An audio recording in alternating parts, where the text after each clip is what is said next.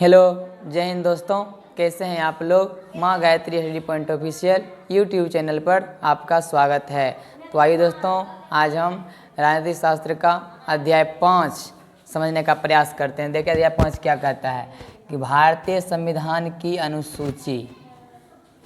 क्या चीज़? भारतीय संविधान की अनुसूची।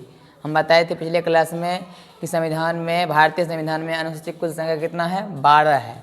तो उस 12 अनुसूची को हम बारी बारी से समझेंगे कि किस अनुसूची में क्या चीज़ बदलाया गया है।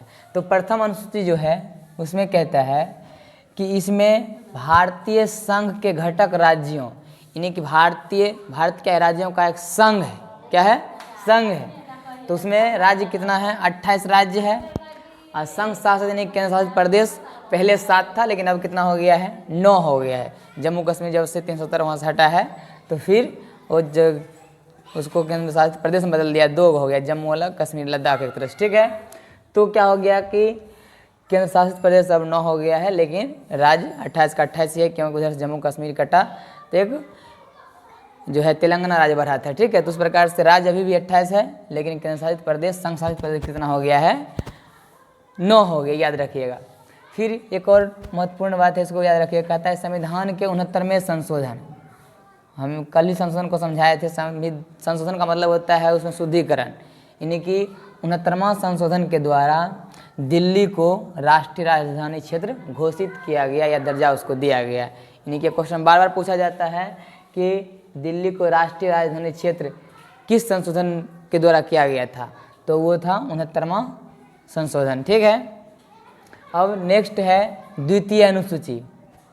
प्रथम अनुसूची में क्या बताया कि भारत के जितने भी घटक राज्य यानी 28 राज्य और 9 जो केंद्र शासित प्रदेश उसके विषय में है।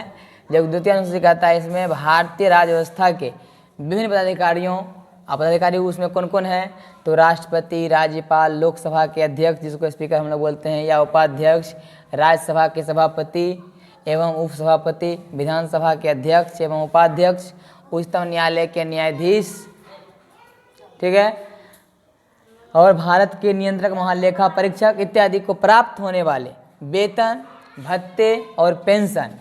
यानी कि देखिए कि ये जितना पदाधिकारी का नाम हम बोले हैं उस सबको कितना वेतन दिया जाएगा, उसको भत्ता के रूप में कितना मिलेगा, पेंशन किस प्रकार का मिलेगा, ये सारा चीज़ का उल्लेख किस में है, किस चीज़ में मिलता है? तो भारतीय संविधान के द्वितीय अनुसूची में इस चीज़ का वर्णन किया हुआ है कि ये इन सब पदाधिकारियों को कितना वेतन दिया जाए, या वेतन को किस हिसाब से इंक्रीज किया जाए, कैसे किस हिसाब से उसको बढ़ाया जाए, या किस प्रकार से भत्ता कितना देना चाहिए, पेंशन कितना मिलना चाहिए, सब का उल्लेख किस में किया गया है? तो द्वितीय अनुसूची में। ध्यान रखिएगा। ठीक है। अब आते हैं तृतीय अनुसूची में।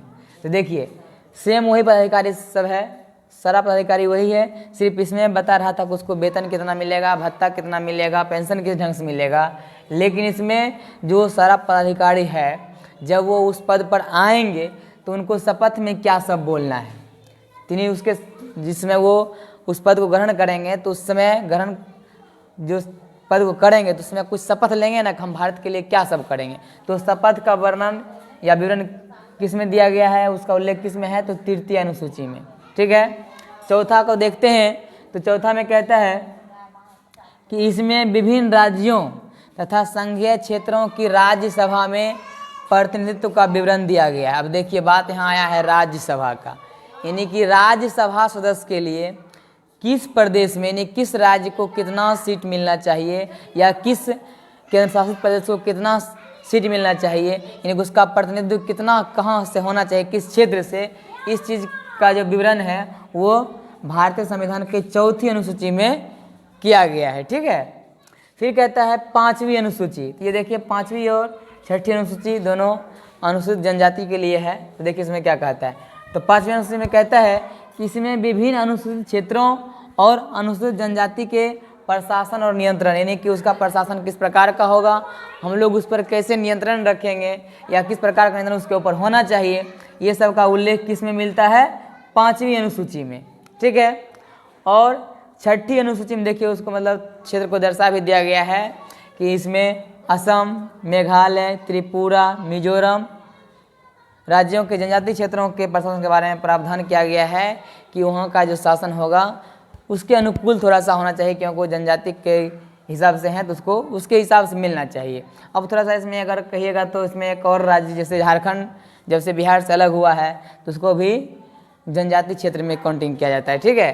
तो यानी कि 5वीं अनुसूची और 6ठी अनुसूची विशेष रूप से किसके लिए है, तो अनुसूचित क्षेत्र और उस क्षेत्र में रहने वाले अनुसूचित जनजाति के लिए, ठीक है। जबकि चौथा अनुसूची किस लिए है, तो चौथा अनुसूचित जो है मुख्य रूप से किस राज्य से या किस केंद्र शासित प्रदेश से कितना राज्यसभा में कितना उसका प्रतिनिधित्व होगा वो चीज़ दर्शाता है, ठीक है। जबकि तृतीय और द्वितीय की बात करेंगे तो द्वितीय में कहा कि जितना भी पदाधिकारी है, चाहे राष्ट्रपति, राज्यपाल, लोकसभा अध्यक्ष, जितना भी है, तो वो सबका वेतन कितना मिलना चाहिए, उसको भत्ता के रूप में कितना दिया जाना चाहिए, या उसको कितना बढ़ाया जा सकता है भविष्य में, या पेंशन उसको कितना दिया जाना चाहिए, ये सब पर बात होगी तो द्वितीय अनुसूची।